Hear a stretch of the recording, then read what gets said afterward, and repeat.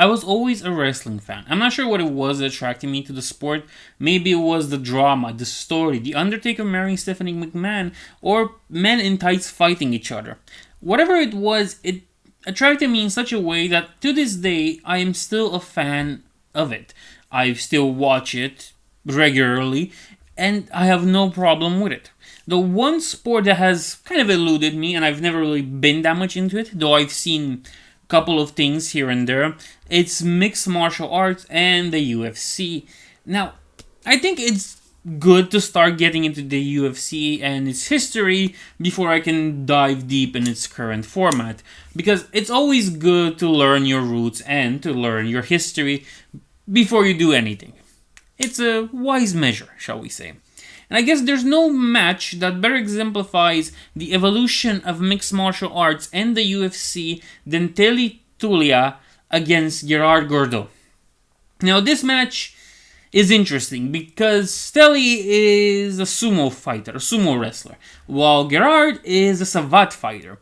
Both styles are different. The sumo wrestling, of course, being traditional Japanese, having its own rules, and despite what most people might think, sumo isn't just fat men pushing each other out of a ring, because to be able to do that, those fat men need to have muscle. So there's strength and muscle behind that fat. There's an explosive force there, and it really counts when it comes into a fight. On the other hand, we have savate that started in like the 19th century in Marseille on ships because sailors wanted to fight each other and they couldn't use closed fists because they were considered lethal weapons, so they used slaps and kicks. Of course, both sports have evolved over the time and have gotten better, and there are more regulations. And now in UFC, the beginning, what we see these two combats fight each other and we get a proper winner to it. Now, I'm gonna be honest, I didn't know anything about this match before diving into it. After watching this match, I think it's like an Undertaker match, but not an Undertaker match from nowadays or from when it was cool, but an Undertaker match at WrestleMania from the beginning.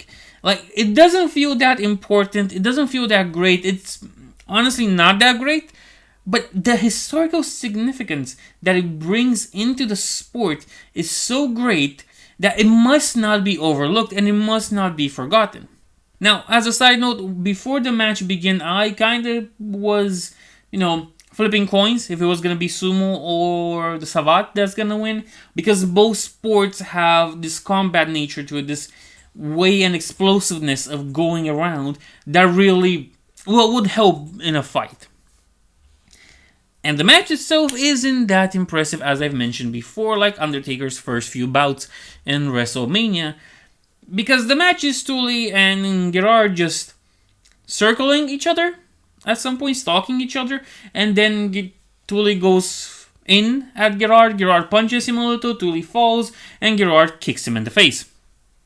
Funnily enough, the commentators speak about how teeth have been flying, which means that kick was strong. Another interesting fact is that Tully gets a cut over his eye or on his eye, and the match is called in favor of Gerard, which I think is the first technical knockout in the UFC. I think it's a technical knockout. I'm gonna have to come back to you guys with that.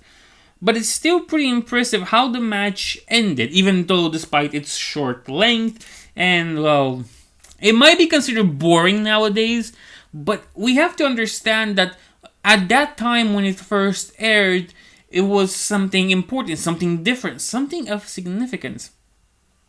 And I guess that must never be overestimated, or underestimated, in fact, that it was the point that built mixed martial arts and the UFC to the point it is today.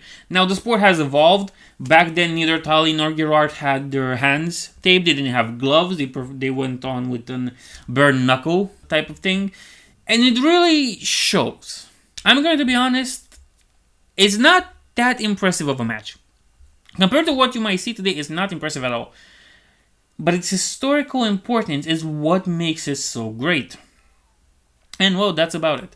Maybe I'll come back with more UFC The Beginning reviews as a wrestling fan, but we'll see.